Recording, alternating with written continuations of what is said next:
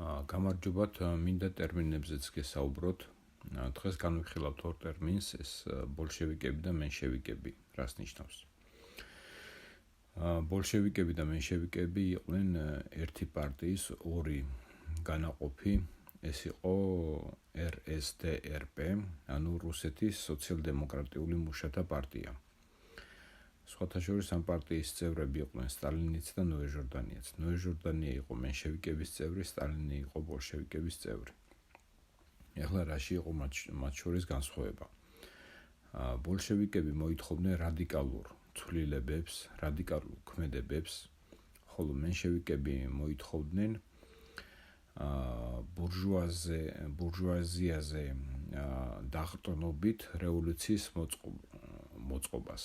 ანუ მეფის რუსეთის წინააღმდეგი იყვნენ ორივე, მაგრამ მენშევიკები ეყრდნობოდნენ ბურჟუაზიას და ბოლშევიკები კი თვლიდნენ, რომ უნდა ყოფილიყო პროლეტარიატის დიქტატურა. პროლეტარიატი ეს გახლავთ ადამიანი, რომელიც თვითონ არაფერს არ ფლობს და მხოლოდ თავისი შრომით შეუძლია, რომ თავი გამოიკვებოს. ეს არის პროლეტარიატი. ხოლო ბურჟუაზია არის კლასი, რომელიც ფლობს ქონებას და მას შეუძლია არ ემუშაოს, მაგრამ მაინც კონდეს შემოსავალი. ანუ ეს შეიძლება იყოს უძრავი ქონება, შეიძლება იყოს რაღაც პატენტი, შეიძლება იყოს რაღაც ქარხანა, ფაბრიკა და ასე შემდეგ. ეს ორი ძირითადი განსხვავება იყო ბოლშევიკებსა და მენშევიკებს შორის. ტყუილად არ აღვნიშნე, რომ ნოე ჟორდანია და იოსიფ სტალინი იყვნენ ერთი პარტიის წევრები. ამიტომ ნოე ჟორდანიამაც და სტალინმაც იცოდნენ, რა ხდებოდა ევროპაში, რა გეგმები ჰქონდა ევროპას. სხვათა შორის ეს რუსეთის მუშათა პარტიის ყრილობები, RSDRP-ის ყრილობები მიმდინარეობდა ბრიუსელში, შემდეგ ლონდონში. ეს იმ ხალხის გასაგონად, ვინც ასე ვთქვათ, რუსეთს აგინებს ამ რევოლუციის გამო და იმ რაღაც ცვლილებების გამო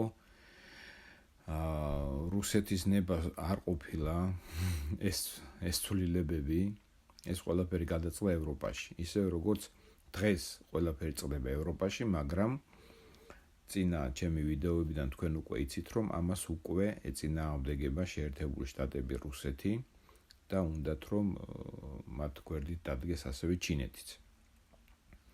ანუ იმპერიები არსად არ წასულან, იმპერიებმა უბრალოდ სახე იცვალეს, უფრო შეპარულები და უფრო ასე ვთქვათ საიდუმლო საქმეებით დაკავდნენ. ამიტომ გაყვერის ტრამპი Deep States, ის ზუსტად იმპერიას გულისხმობს, იმპერიის საცეცებს, რომელიც დღესაც არსებობს.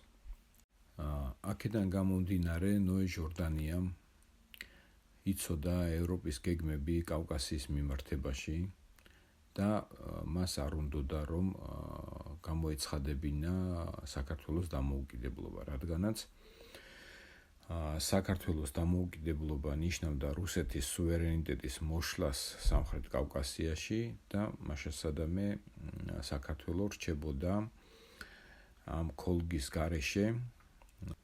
ამიტომ აუცილებელი გახდა რუსული წითელი არმიის შემოსვლა საქართველოში, რომ რაღაც მაინც შენარჩუნებულიყო აქ.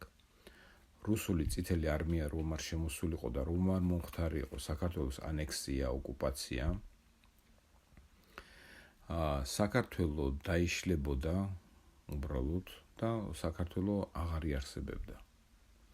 იმიტომ რომ გერმანიას სხვა გეგმები ჰქონდა ამასთან დაკავშირებით, საფრანგეთს სხვა გეგმები ჰქონდა, როგორც დღეს, იგივე აბსოლუტურად რაღაც ინგლისს სხვა გეგმები ჰქონდა, იგივე როგორც დღეს. შეიძლება რაღაც კორექტირება მოხდა მათ გეგმებს შორის, იმიტომ რომ 100 წელი გავიდა და რაღაც შეიცვალა მსოფლიოში, მაგრამ ძირითადი მათი ზრახვები მაინც იგივეა. ძირითადი მათი მოლაპარაკებები და ხელშეკრულებები ისევ ძალაშია და ზოგადად იცოდეთ, რომ როდესაც იდება რამე ხელშეკრულება სახელმწიფოებს შორის, როდესაც ადამიანები ერთმანეთს ესაუბრებიან, ისინი ყოველთვის ითვალისწინებენ წარსულ ურთიერთობებს. გინდა ადამიანი იყოს ეს თავის ვიღაც ძველ ნაცნობთან ურთიერთობაში ან ახალ ნაცნობთან ურთიერთობაში, ადამიანი ყოველთვის იხსენებს წარსულს და იმ მდგომარეობას, იმ ასე ვთქვათ, background-ს, რაც აკავშირებდა ამ ადამიანთან. სახელმწიფოების ურთიერთობა ეს არის ადამიანების ურთიერთობა და ამ ყველაფერს, ამ პოლიტიკას მართავს ადამიანი. მდინარე ვოლგა არ ეპაექრება მდინარე მისისიპის ან რაღაც პამირის მთები არ ეჭიდაება კავკასიის მთებს. არავითარი სახელმწიფოები არ არსებობენ. არსებობენ ადამიანები ამ სახელმწიფოებში. ეს შეიძლება იყოს კონკრეტულად ერთი პიროვნება, ერთი რაღაც აბსოლუტური ავტორიტეტი, ან რაღაც დაჯგუფება, ან ბიზნეს დაჯგუფებები, რომლებიც ურთიერთობენ, მეგობრობენ, ან პაექრობენ ერთმანეთთან და ასევე ურთიერთობენ, მეგობრობენ, ან პაექრობენ საზღვარგარეთის სხვადასხვა ფირმებთან თუ ბიზნესმენებთან თუ პოლიტიკოსებთან. და ყოველთვის როგორც ერთ ცნობილ ფილმშია დიდი ჭამს პატარას, ხო? თევზებზე იყო იქ საუბარი. ზოგადად ვცდილობ, რომ რაიმე ერთი საკითხზე საუბრისას არ გადავხდეს სხვა საკითხზე, მაგრამ ხშირად ეს არ გამომდის, ამიტომ მხოლოდ ეს ორი ტერმინი განვიხილე ამ ეტაპზე და შემდეგ კიდე სხვა ტერმინებსაც განვიხილავ. გამოიწერეთ არხი, გააზიარეთ არხი, დააფინანსეთ, გააკეთეთ დონაცია და გვპირდებით, რომ თქვენი აზროვნება უფრო საინტერესო გახდება. დიდი მადლობა.